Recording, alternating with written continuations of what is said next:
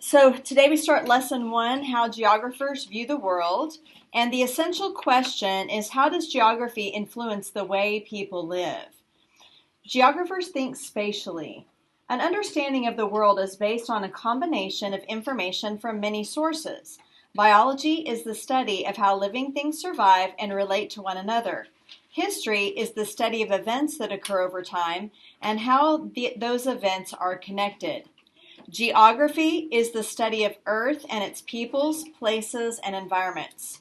Geographers look at people and the world in which they live mainly in terms of space and place. They study such topics as where people live on the surface of Earth, why they live there, and how they interact with each other and the physical environment. All right, thinking spatially. Geography then emphasizes the spatial aspects of the world. Spatial refers to Earth's features in terms of their locations, their shapes, and their relationships to one another.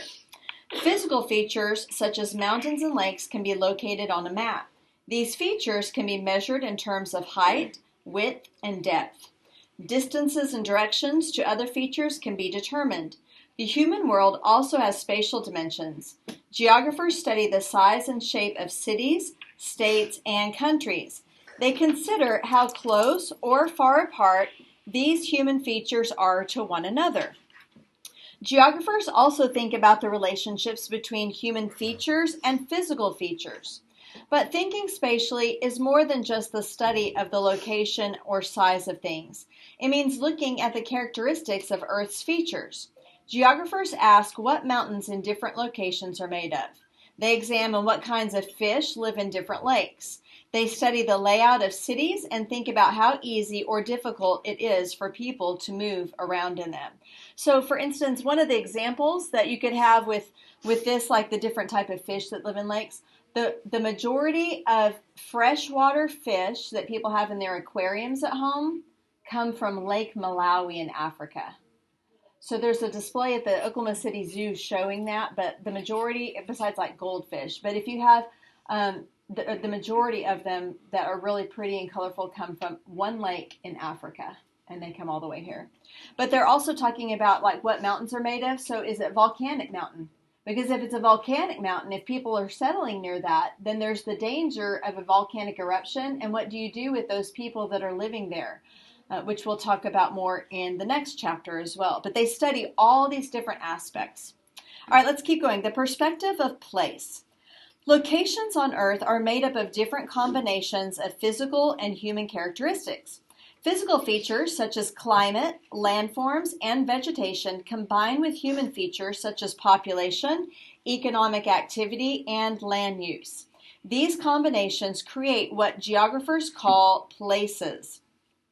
Places are locations on Earth that have distinctive characteristics that make them meaningful to people. The places where we live, work, and go to school are important to us. Our home is an important place. Even small places, such as our bedroom or our classroom, often have a unique and special meaning. In the same way, larger locations, such as our hometown, our country, or even Earth, are places that have meaning for people. One way that geographers learn about places is by studying landscapes. Landscapes are portions of Earth's surface that can be viewed at one time and from one location. They can be as small as the view from the front porch of your home, or they can be as large as the view from a tall building that includes the city and surrounding countryside. So look down at the picture. And it says the geography theme of place describes all of the characteristics that give an area its own special quality. So the critical thinking describing what are the characteristics that make a place like Times Square in New York City special. Does anybody know what are some characteristics that make Times, okay? There's a lot of different things and cultures. Okay, like what are some things that you notice that are different from... There's a lot of movies, advertisements. Okay, this block in Times Square, look at all the giant screens. Do you see all the giant screens? So they advertise products, they advertise Broadway shows, It is a place where you could go stand and you just have all this surrounding you. So people from all over the world that come to visit New York City, they come to see this because this is one of the iconic things about New York City, besides like Statue of Liberty and that type of stuff. A lot of people want to go to Times Square and have their picture taken right there. All right, that makes it unique. All right, let's turn the page. Whether we visit a landscape or we look at photographs of the landscape, it can tell us much about the people who live there. Geographers look at landscapes and try to explain their unique combinations of physical and human features. As you study geography, notice the great variety in the world's landscapes. The perspective of experience. Geography is not something you learn about only in school or just from books. Geography is something you experience every day. We all live in the world. We feel the change of the seasons. We hear the sounds of birds chirping or of our car horns honking. We walk on sidewalks and in forests. We ride in cars along streets and highways. We shop in malls and grocery stores. We fly in airplanes to distant places. We surf the internet or watch TV and learn about peoples and events in our neighborhood, our country, and the world. This is all geography. By learning about geography in school, we can better appreciate and understand this world in which we live. A changing world. Earth is dynamic or always changing. Rivers shift course. Volcanoes suddenly erupt, forming mountains or collapsing the peaks of mountains. The pounding surf removes sand from beaches. The things that people make change too. Farmers shift from growing one crop to another. Cities grow larger. Nations expand into new areas. Geographers then study how places change over time. They try to understand what impact those changes have. What factors made a city grow? What effect did a growing city have on the people who live there? What effect did the city's growth have on nearby communities and on the land and water near it? Answering questions like these is part of the field of geography. So I'll just give you like a little example here in Weatherford. So in Weatherford, we don't have mass transportation like a subway or even a bus system like a lot of the cities have. So for instance, we had students that would come over from Taipei and other countries like such as Europe. They were used to just being able to get on the subway or the city bus, and then they get over here and there's nothing like that. So how do they get to Walmart? If they're too afraid to ask another student for a ride, they walk. So somebody had looked at Weatherford and had seen, we have a college campus with a lot of students here that don't have vehicles. What's something that they could do? And they brought the business with the little scooters. Yeah. So now people can rent the scooters for fun and go all over town, which if you've never ridden them, they're pretty fun. Or they can use it as their means of transportation. So the only other way to do that, if they can't get an Uber ride or they can't get a ride from another student, they're either walking or they can purchase a bicycle, or now they can have that as an option. So they look at the geography of Weatherford, they see maybe a need or a way that could help and make money, and they try it and see if it works. Does that make sense? So that's just a little local geography. But you use geography when you go in Walmart. And you know you got to go look for something, and you know if you're wanting to look for something for your little brother or sister, there's a baby that's born, you know what area of Walmart to go to. Do you know what area of Walmart to go to if you want to go look at electronic stuff? What about the toys? What about the hunting section? So you are using geography because in your mind, you are picturing the store, which you're making a map of the store, and you know exactly where to go.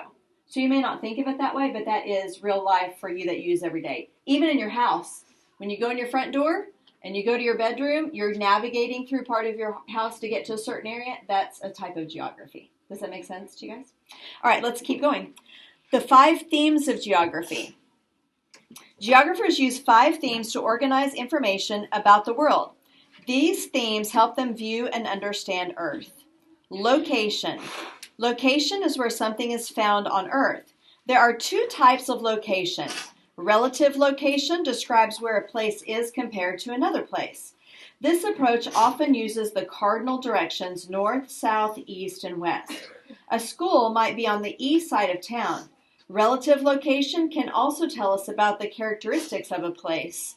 For example, Knowing that New Orleans is near the mouth of the Mississippi River helps us understand why the city became an important trading port. Absolute location is the exact location of something. An address like 123 Main Street is an absolute location. Geographers identify the absolute location of places using a system of imaginary lines called latitude and longitude. Those lines form a grid for locating a place precisely. Lines of latitude run east to west, but they measure distance on Earth in a north to south direction. One of these lines, the equator, circles the middle of Earth. This line is equally distant from the North Pole and the South Pole. Other lines of latitude between the equator and the North and South Poles are assigned a number from 1 to 90. The higher the number, the farther the line is from the equator. The equator is 0 degrees latitude. The North Pole is at 90 degrees north latitude, and South Pole is at 90 degrees south latitude, or 90 degrees S, or 90 degrees north. And remember, degrees does not mean temperature, okay? Lines of longitude run from north to south, but they measure distance on Earth in an east to west direction. They go from the North Pole to the South Pole. These lines are also called meridians. The prime meridian is the starting point for measuring longitude. It runs through Greenwich, England, and has the value of 0 degrees longitude. There are 180 lines of longitude to the east of the prime meridian and 180 lines to the west. They meet at the meridian 180, which is the international date line, which we looked at in the map yesterday. Geographers use latitude and longitude to locate anything on Earth. In stating absolute location, geographers always list latitude first. For example, the absolute location of Washington, D.C. is 38 degrees north, 77 degrees west. All right, now look up there just to see the picture of that for a moment before we turn the page. So here's the latitude with the equator right here.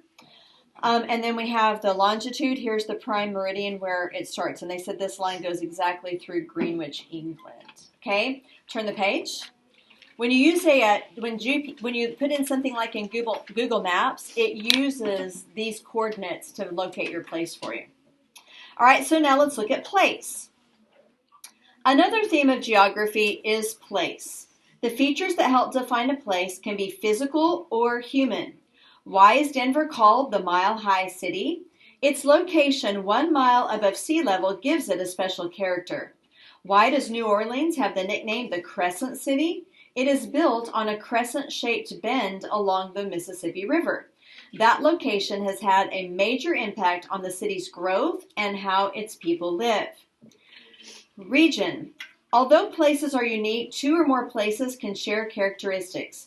Places that are close to one another and share some characteristics belong to the same region.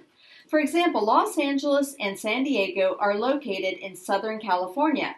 They have some features in common, such as nearness to the ocean. Both cities also have mostly warm temperatures throughout the year. In the case of those 2 cities, the region is defined using physical characteristics.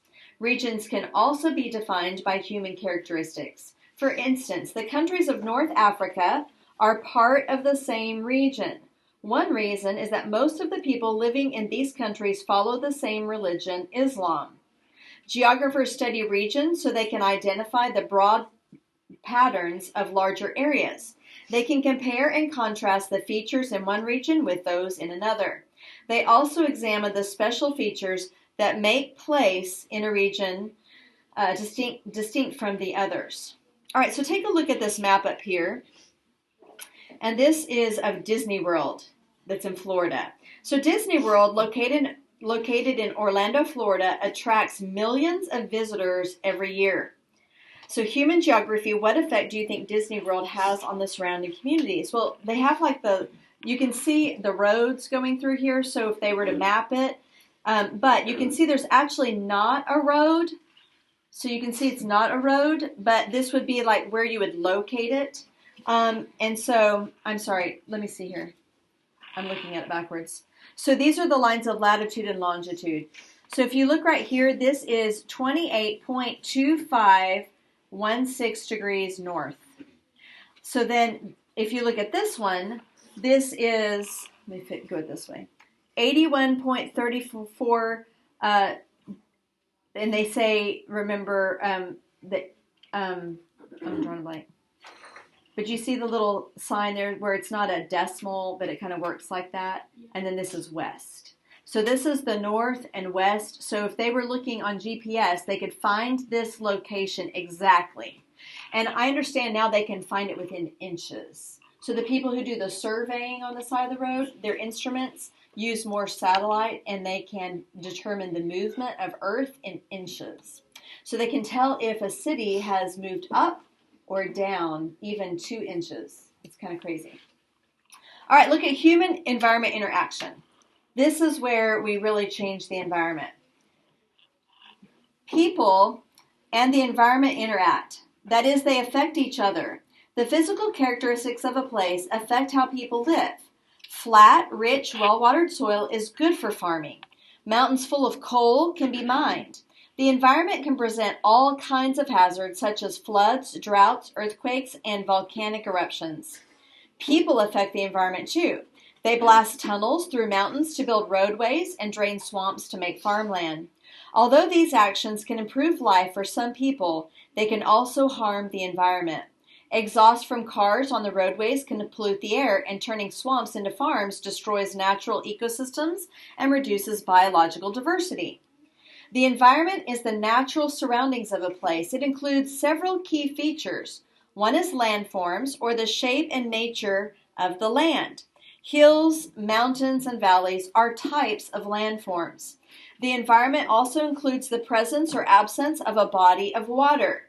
Cities located on coastlines like New York City have different characteristics than inland cities like Dallas. Weather and climate also play a role in how people interact with their environment. The average weather in a place over a long period of time is called its climate. Alaska's climate is marked by long, cold, wet winters and short, mild summers. Hawaii's climate is warm year-round. Alaskans interact with their environment differently in December than Hawaiians do. Another component or part of the environment is resources. These are materials that can be used to produce crops or other products. Forests are a resource because the trees can be used to build homes and furniture. Oil is a resource because it can be used as a source of energy. So, for instance, they used Alaska, and there's all kinds of show about survival in Alaska. But if people want to survive in Alaska, they have to use the resources around them. So they usually have to chop a lot of wood to have extra wood to keep warm through the winter in case they get completely snowed in. They have to hunt food because there's not a lot of grocery stores out in the wilderness. So they have to hunt food, and they have to dry it and smoke it and all that kind of stuff so they have enough food to make it through the winter. We don't have to do that here, do we? So it depends on what the resources are around us. All right, now look at movement. And by the way, since they used Hawaii, they don't need to go hunt bear or anything like that. They have fish that are available to them all the time. All right, movement. Geographers also look at how people, products, ideas, and information move from one place to another. People have many reasons for moving. Some move because they find a better job. Now, before we turn the page, I want to look at these 2 pictures down here, okay? So the vocabulary word component here, it says in 2005, Hurricane Katrina devastated the Gulf Coast and the city of New Orleans on the left. Years later, many houses remain abandoned on the right. So if on the critical thinking on physical geography, what hazards does the environment present? So if you look here, the hazards are all the stuff that is around, but some of these houses were left abandoned. And what has happened here? Overgrown. It's overgrown. So the grass is taken over, vines is taken over, and so it actually may be covering up debris that you could step on and hurt yourself. So this is just 2 examples. A hurricane destroyed this man-made area. Man left it, and nature is taking back over. So, but you still have to be careful if you go walking through something like that. All right, let's continue on. Sometimes people are forced to move because of war, famine, or religious or racial prejudice. Movement by large numbers of people can have important effects. People may face shortages of housing and other services. If new arrivals to an area cannot find jobs, poverty levels can rise. In our interconnected world, a vast number of products move from place to place. Apples from Washington State move to supermarkets in Texas. Oil from Saudi Arabia powers cars and trucks across the United States. All this movement relies on transportation systems that use ships, railroads, airplanes, and trucks. Ideas can move at an even faster pace than people and products. Communication systems such as telephone, television, radio, and the internet carry ideas and information all around the earth. Remote villagers on the island of Borneo watch American television shows to learn about life in the United States. Political protesters in Egypt use text messaging and social networking sites to coordinate their activities. The geography of movement affects us all. Okay, we're going to look at the 6 essential elements real quick. So the 5 themes are one way of thinking about geography. Geographers also divide the study of geography into 6 essential elements. Elements are the topics that make up a subject. Calling them essential means they are necessary to understanding geography. So let's look up here at the 6 essential elements. So the world in spatial terms, the definition for that is geography is the study of the location and spatial relationships among people, places, and environments. Maps reveal the complex spatial interactions. So like if you go to San Francisco, it is very different. So you'd want to look at a map because you can get around by trolley in different ways, but there are different sections of town. There's Chinatown, there's Japantown, and there are different areas of the city. And if you step off into Chinatown and you start walking down the street, it looks like you're in China because the way the buildings are built and the signs are in Chinese, although there are some in English as well. But if you get off in a different area where maybe it was more Italians that lived, it would look more like Italy. So in some of the bigger cities, part of that is the way that people have moved and relocated, and they usually move around people that speak the same language or have same culture so that they can better adapt to a new area, and then it just kind of, it stays that way. All right, places and regions. The identities of individuals and peoples are rooted in places and regions. Distinctive combinations of human and physical characteristics define places and regions. Physical systems. Physical processes like wind and ocean currents, plate tectonics, and the water cycle shape Earth's surface and change ecosystems. And like we're going to look at in a minute, hurricanes. Human systems. Human systems are things like language, religion, and ways of life. They also include how groups of people govern themselves and how they make and trade products and ideas. Environment and society. Geography studies how the environment of a place helps shape people's lives. Geography also looks at how people affect the environment in positive and negative ways. And the uses of geography. Understanding geography and knowing how to use its tools and technologies helps people make good decisions about the world and prepares people for rewarding careers. All right, so let's finish up here. Skill building. Have you ever used a web browser to find a route from your home to another place? If so, your search took you to a website that provides maps. If you followed that map to your destination, you were using a geography skill. Now, have any of you used something like Google Maps and where it took you, it was the wrong place? Has that ever happened? Okay, so it's not perfect, is it?